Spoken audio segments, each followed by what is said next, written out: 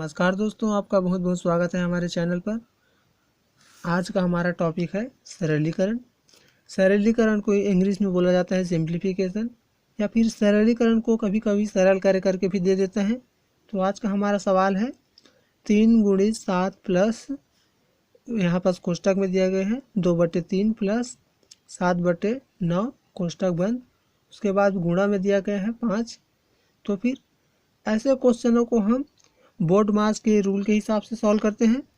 तो चलिए जान लेते हैं कि बोर्ड मास का रूल क्या होता है। तो सबसे पहले यहाँ लिख लीजिए BODMAS।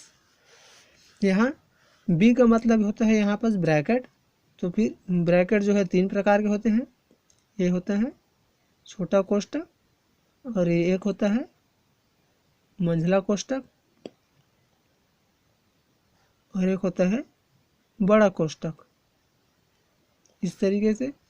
और रो का मतलब होता है ऑफ या फिर का, और डी का मतलब होता है डिवाइड यानी कि भाग, और एम का मतलब होता है मल्टीप्लिकेशन यानी कि गुणा, और ए का मतलब होता है एडिशन यानी कि जोड़ना, और एस का मतलब होता है कि घटाना।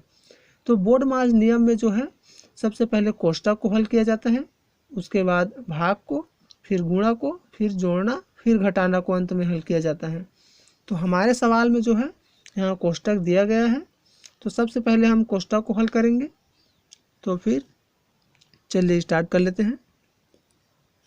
यहाँ दिया गया है 3 × 7 प्लस, यहाँ कोष्टक है तो कोष्टक, यहाँ कोष्टक के अंदर दिया गया है 2/3 प्लस 7/9, मतलब ये भिन्न के रूप में है।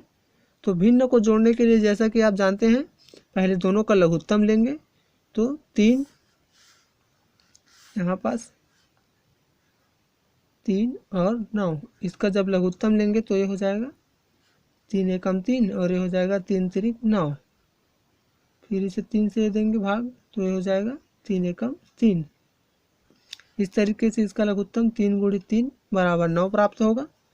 तो आप इसे लिख लीजिए, इसका लघुत्तम 9 है तो नीचे में 9, और लघुत्तम निकल गया। उसके बाद इस हर का भाग हम इस 9 में करेंगे, तो ये हो जाएगा 3 बार में जाएगा भाग, तो उस 3 का गुणा करेंगे हम ऊपर वाली संख्या पर, तो फिर ये हो जाएगा 3 दूनी 6, और यहाँ प्लस है तो प्लस लगाएंगे। उसके बाद इस 9 का भाग इसमें करेंगे, तो ये हो जाएगा 9 एकम 9, मतलब एक बार में। तो फिर 1 का गुणा करेंगे इसमें, तो फिर ये हो जाएगा 7। ब्रैकेट है तो ब्रैकेट लगा लीजिए, उसके बाद गुणा 5, फिर उसके बाद 3 × 7 फिर लिखेंगे हम 3 × 7 प्लस, ये दोनों आपस में जुड़ जाएगा, तो फिर ये हो जाएगा 13। अब ये जुड़ चुका है तो ब्रैकेट को हम हटा देंगे, और यहाँ गुणा है तो गुणा 5। अब देख लीजिए कि हमारा ब्रैकेट तो हट चुका है, तो अब बारी आती है भाग की। तो यहाँ भाग तो है नहीं, उसके बाद है गुणा, तो हम गुणा को पहले हल करेंगे। तो फिर ये हो जाएगा 3 × 7 = 21 प्लस, यहाँ दिया गया है जो 13/9 जो है ये गुणा के रूप में है। तो भिन्नों का गुणा जो है अंश का अंश से किया जाता है और हर का हर से किया जाता है। तो ये जो 5 है जो अंश में है और इसके बट्टे में कुछ नहीं है, मतलब 1 है। तो हम 13 का गुणा 5 से करेंगे, तो ये हो जाएगा 13 × 5 = 65, और यहाँ इसके नीचे में कुछ नहीं, मतलब 1 रहता है, मतलब ये हो जाएगा 9 एकम 9। अब देख लीजिए, अब यहाँ बचा है जोड़ने का, तो अब हम इसे जोड़ लेंगे। तो फिर देख लीजिए 21, और यहाँ पर दिया गया है बट्टे में, तो ये भी हम इसका नीचे में कुछ नहीं है, मतलब 1 है। तो इन दोनों का लघुत्तम लेंगे, तो लघुत्तम हमारा होगा 9। तो फिर लघुत्तम को हम सीधा लिख लेंगे नीचे में पहले 9। अब इस 1 को हमें इस 9 में भाग करना है, जिससे कि प्राप्त होगा उसका गुणा हम 21 से करेंगे। तो ये 1 से 9 बार में कटेगा ये, तो ये हो जाएगा 9 एकम 9, और ये हो जाएगा 9 दूनी 18, और यहाँ प्लस है तो प्लस लगाएंगे। उसके बाद ये हो जाएगा 65 का 65 ही।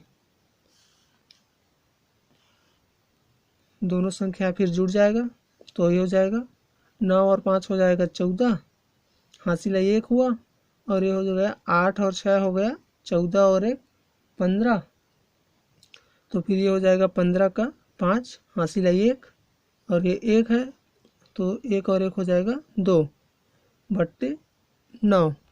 इस तरीके से हमें प्राप्त हुआ।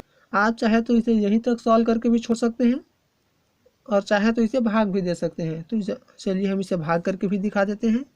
तो ये हो जाएगा 9 दूनी 18, और अगर 3 बार पढ़ेंगे तो 27 ज़्यादा हो जाएगा, तो हम 2 बार ही पढ़ेंगे। 9 दूनी 18, फिर यहाँ बचेगा 7, फिर ये हो जाएगा 74, तो फिर ये हो जाएगा 9 8 72, फिर यहाँ बचेगा 2, तो 2 है तो 2 तो 9 से भाग नहीं जाएगा, तो हम दशमलव लगाएंगे जिससे कि वो हो जाएगा 20, फिर ये हो जाएगा 9 दूनी 18।